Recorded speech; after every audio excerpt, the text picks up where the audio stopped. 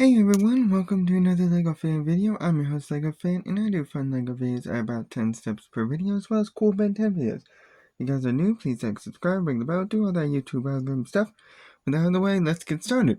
So, we are in video 2 of 9 of the Ben 10 Ultimate Alien. This is, episodes 10 all the way up to, 22, I guess? Because I'm including the Genrox Heroes Unite special, but these are the episodes Moonstruck, 775 is Missing, The Purge, Simian Says, Greens from Technadon, Flamekeeper Circle, Double or Nothing, Perfect Girlfriend, Ultimate Sacrifice, Wine and Gaia, Mother of All Vetoes, and then the Genrox Heroes Unite special.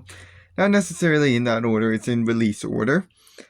And we are going to go ahead and cover these 11 characters. The way this works is like a quiz show. You got 10 seconds to guess which one of the characters said the line that I will play, or if they don't have the line, which one of these characters is the character that I will name. Let's see what our first one up is. Well, our first one up actually doesn't have any lines, and that will be the Technadon Robots. So of these characters, which three are the Technadon Robots? 10 seconds, good luck.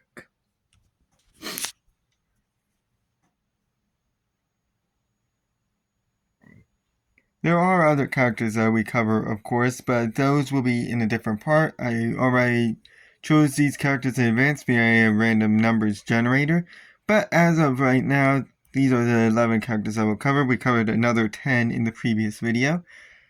But these guys right here, 1, 2, 3, all different models. So this is like the first model that appeared. Then there's this one, which is just a yellow color, and then this one I kind of call like a defender almost of their factory where they're built.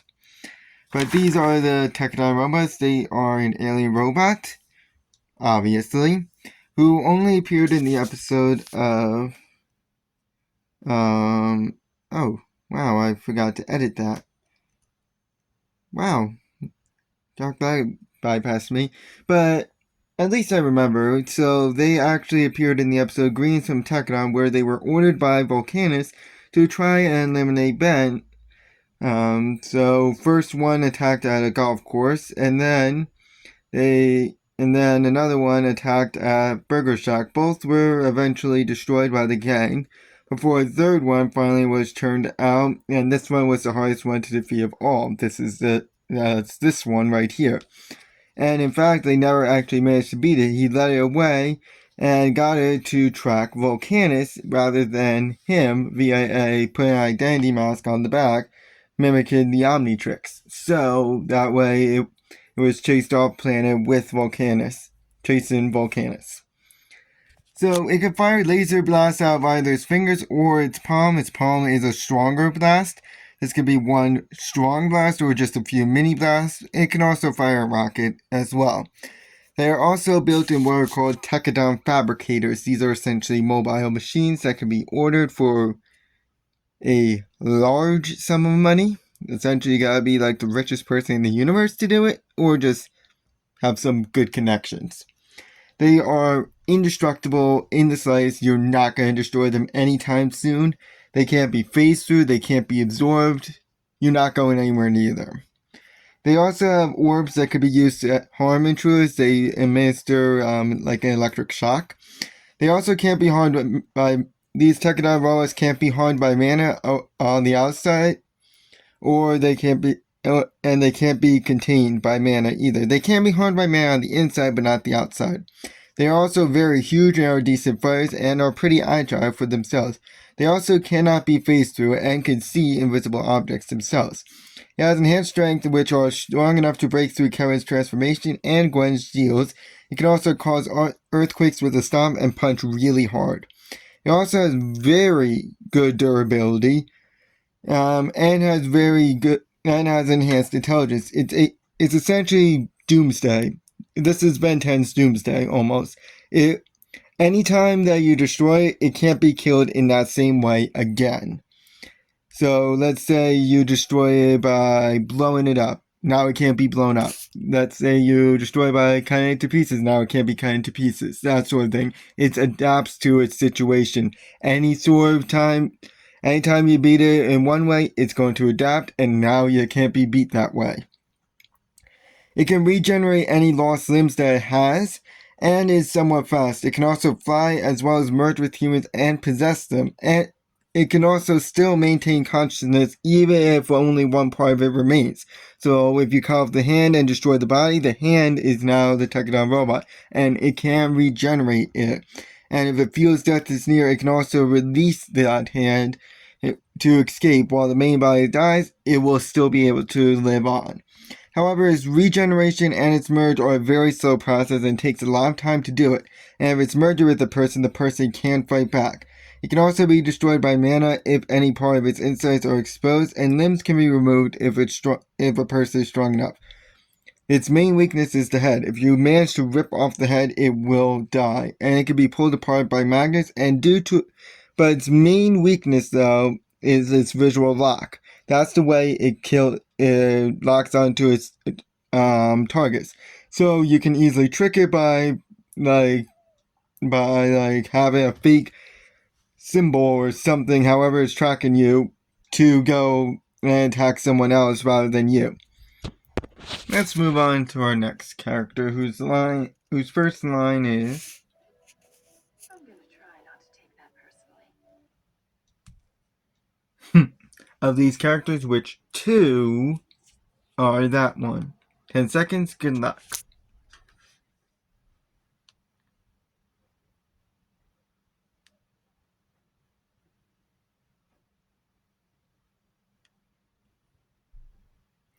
So that is the character of Aunt Verdona, or in this case just Verdona. And we have her human form and her anodite form, well, her flashback human form, since that's the only one we see of her in the episode of Moonstruck. She is an anodite, and as I said, only appeared in the episode of Moonstruck, where she was given a wristband to null her powers while she was transported away to the Synthezoid's planet to act as a power source, but fortunately Max shot down the ship that the Synthezoid was in, and she managed to escape. It was on the run with Max throughout the entire episode, culminated in a big final battle aboard the ship, and managed to blow it up, and before she flew off, realizing that Max is not going to follow her. So she can teleport and manifest flowers, and she can't be tracked by a tracking spell. She's also smart and can fly or just lightly hover, whichever one she prefers. She's also very fast, can survive in space, and hear messages through the mana field. She also has some form of longevity and is durable enough to withstand Jet Ray's neuroshock and deflect it. She can repair broken things, can forcibly cover mouths, she can throw a disco ball, has telepathy, and formed a mental connection with Max Tennyson, so Max can somewhat track her in a way. She also can transform herself into an anodite form, as you could clearly tell. This is when her attacks become a lot stronger. She can perform any magic attacks and has magic hair that can deflect mana and is very prehensile. It's a prehensile hair, so she's able to use it as like an extra pair of hands, for example. She also can absorb mana and become mana itself, and undo any magic that she may have done. She can also break through any mana shields. However, she's biased towards anodites and considers any other people inferior beings, and is distracted easily and can be easily persuaded after some time. And as you could, and of course, there's a wristband that could be put on her to know most of her powers. So as I said, there's a wristband that could be put on her to know most of her powers and trap her in her human form. The next character up doesn't have a first line, and their name is Sir Urien, or Urien. I think it's Urien, though. Of these characters, which one is Sir Urien? 10 seconds, good luck.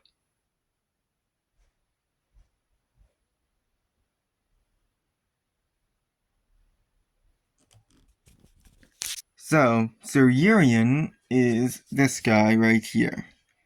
He is a human only appearing in the episode The Purge, where he was one of the leaders of the Paradise that showed up to the meeting where with all the factions, accompanied by the knight Sir Connor, who we covered in the previous video. And he decided to swear allegiance to George after he realized who he was, like all the other leaders that we have. So he leads the smallest batch of Forever Knights that can fire electric bolts from his hands. They're like electric tasers almost. And he also has armor, obviously, and has knowledge on alien artifacts and ancient myths. He's also somewhat quick and is a pretty decent fighter. However, he can be easily distracted and single-minded, and is pretty much stuck in the old ways. He never knew what magnetism was, calling it witchcraft and stuff, but that's all we really have on this guy. Matter of fact, let's get the other guy out of the way with Sir Patrick. Of these characters, which one is Sir Patrick? 10 seconds, good luck. No, it wasn't one of the ones I moved before you guys even wonder. But Sir Patrick is this one right here. I guess he thinks of himself as royalty, doesn't he? Compared to the other Forever Knights. So he is a human, only appearing in the episode of The Purge, just like Sir Urien. He's one of the leaders that met up with all the other factions before he bowed to George, seeing him as the true leader of the Forever Knights. And he has one that we have like the least amount of knowledge on, you can kind of say. And due to being a leader of the faction of Forever Knights, he does have a small army of them, and is probably one of the biggest of the 6 factions that we have, with Urien leading the smallest. Actually, no. Probably Omniverse is the smallest, and then Urien's. This guy is probably the biggest. And he also has knowledge on alien tech and how to use it, as well as modern tech, and has his own sword, but like any human, he lacks any unique powers of his own, and is probably one of the oldest of the faction leaders. But I'm assuming that based on white hair. So, sorry. Let's cover the next character, who says this.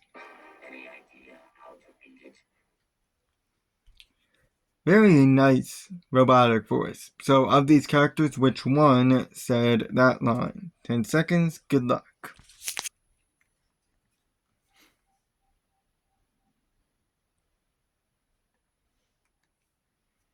So that is the character of Ultimate Echo, which is this character right here. He's an evolved Sonorosian, first appearing in greens from Technadon, launching some sonar discs at the last Technadon before discussing how to beat it with Kevin and Gwen, and once he figured out his tracking, he changed back and fought Volcanus. Then in Double Nothing, he incapacitated Albedo's wrath by mimicking the shockwave grenade he used earlier. And Albedo forcibly changed back and was ready to finish him, but Gwen held him back and then changed back. Then the perfect girlfriend, he bowed to Elena and helped free Julie from her grasp before Elena became Julie, which made him hesitate to actually attack. And this gave Elena the perfect chance to make him choke on nanobots. Quite literally, send him right down his throat. But once Elena was talked down, he coughed the rest up and changed back. Then in Ultimate Sacrifice, he's one of the Ultimates who gained sentience, battling Ben within the Watch before he was freed, and leaving with Hazmat at the end of the episode.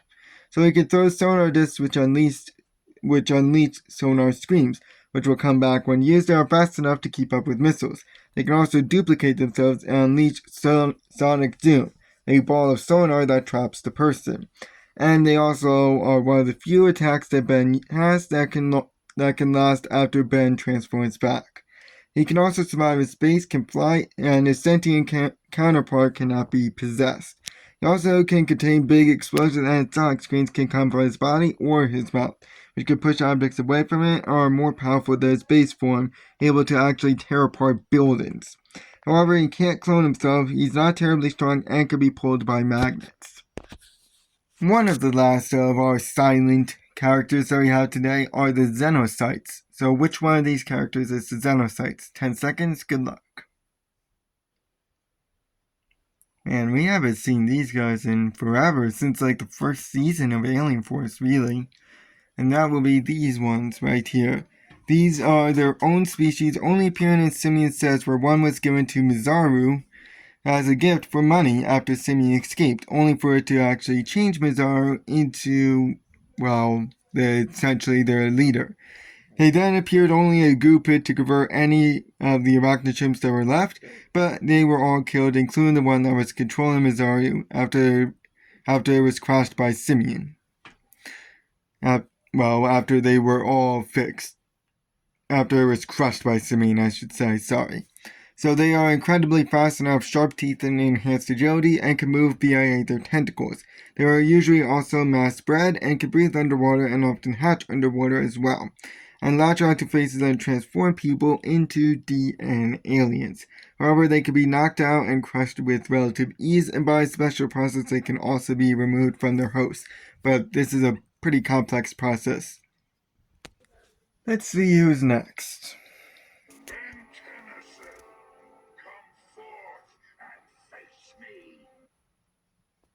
Of these characters, which two said that line? 10 seconds, good luck.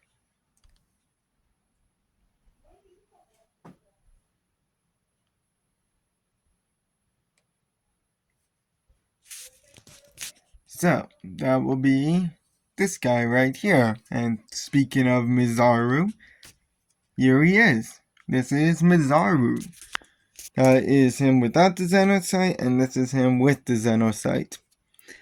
He is an arachnochimp, only appearing in Simian cells, and after he was fused with one of these Xenocytes, he took full control over the entire planet, converting everyone into a DN alien except Simian. But he was stopped by Ben and crew with the Xenocytes removed and destroyed, so no Xenocytes remain. But he vowed revenge on Ben and said that this will not be the last time you see of him. Before he then was gobbled up by Root Shark and effectively was killed. So he's one of the most powerful crime lords on Arachnoskimia, which is the planet of the arachnochimps and root sharks, and is stronger than the all other arachnochimps, and has full control over every single DN alien that was on the planet. And with this, he created an army of them that obey his every word. He's also very smart, can spit goo out of his mouth when affected by the Xenocyte, and cannot be caught in his own weapon. He's also very durable and is a good fighter, and can shoot web out of his tail, which is durable and sticky. This can encase people, help pull them back, and can be used as a slingshot or net. Can swing for his weapon, can use it to throw people elsewhere. It's strong enough to stop cars and make a net to trap people. He also has advanced agility, can walk on his own weapon. He has good hearing, can swing on trees, a prehensile tail, enhanced jump, and can climb vertically. However, he's slower than arachnochimps and tends to gloat a lot. Matter of fact, let's cover the last of the silent characters that we have here, the last one being Wildmutt. Of these characters, which one is Wildmutt? 10 seconds, good luck.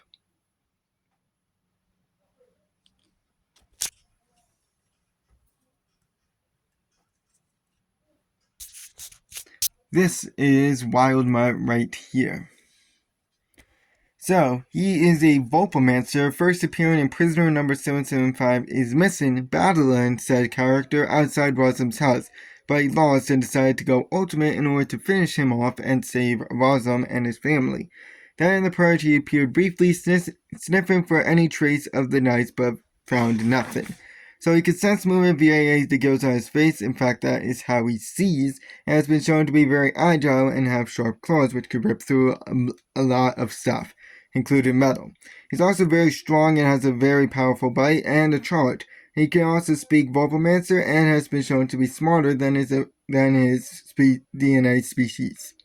He's also very fast and can climb vertically, has a high jump, and can sense heat signatures, which makes him a really good tracker.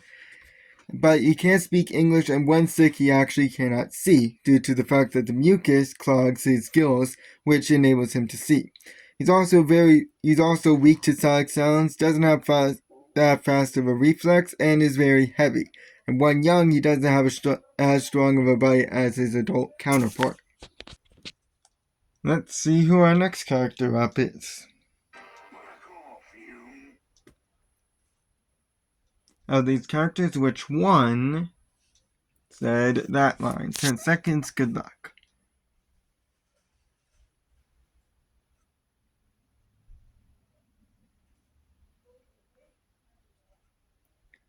So that character goes by the name of Swamps. Not really the best name, but hey, Albedo hired him. He's a methanol scene only appearing in the episode Double or Nothing, battling Ben first on stage, but was easily kicked through a wall, or rather, water blasted through a wall, and this presumably knocked him out. Before then, he protected Albedo in the final fight, and left with Hugh and Fridge at the end of the episode. So he's a good fighter, is abnormally strong, not as strong as foreigners, but still stronger than normal humans, and is able to absorb bullets and punches since they go right through him, since, well, he's a plant, and can reconnect any limbs that have been cut off. This can either be done with just regrowing the limb or just by reattaching it. And of course, he could burrow underground into safety and could shoot a single jet of flames high enough to melt metal and form a wall of fire to separate him from his enemies, and could shoot big fireballs or little ones that could stay in one spot if he so chooses to. He also has a super slam attack that could blast off a heat explosion and has seeds that could grow vines under his control, and can use these to pull objects underground and spray a special type of gas that could control plants, and plant himself in the ground. He's also somewhat durable, can go through bars that is very durable, and can redirect flames with his body. He also has a sort of sleep gas and has a aroma around him that makes him smell pretty bad, and can throw goo or mud that can stick onto faces, and vines can grow out of his fingers and toes in order to widen holes. But he can be immobilized by ice, but this can thaw out in due time, and if cut up super fast, he has a difficult time regrowing, and it can cause bigger explosions if methane is present. His attack can be deflected by water, and his vines can be cut up easily or dissolved by a special liquid. He also can't control weeds. Let's cover one of the last characters we have today, which is... Then let me apologize in advance for my timing. Of these characters, which one said that line? 10 seconds, good luck.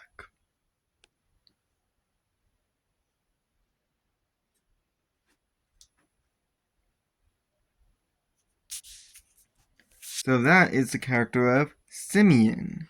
This guy right here. He is an arachnid chimp only appearing in Simian Says, where he escaped from the ship he was held captive on by the aliens and the hybrid, and decided to deliver a live Xenocyte over to Mizaru, which triggered the whole episode. But he felt remorse and decided to go to Ben for help, and took part in the combat for the entire episode, and aided them throughout, and used his DNA in order to convert everyone back, and crushed the last Xenocyte that was controlling Mizaru. But in the end, he actually got the repair guns that were used to help in the final battle against the hybrid, and sold them off to Emperor Milius. So he's incredibly fast and agile, and is one of the best fighters in the show, and has extra limbs and a prehensile tail. He also has a super jump, enhanced balance, can climb vertically. He is very smart and is an excellent liar, able to weave a lot of intricate stories. Can swing on trees, is very strong, and can shoot a spider web to swing on or throw people with. He also has great hearing, his weapon is strong and holds well. He has his own spaceship and can hang upside down on his weapon. However, he is weak to electricity and can be caught in his own weapon and often unaware of his own surroundings. He also can't breathe in outer space and needs a special suit, and can be picked up easily and tossed elsewhere. The last character up has their first line of... Metal, meet magnetism. That was such a bad pause. So, do you know what this character's name is? 10 seconds, good luck.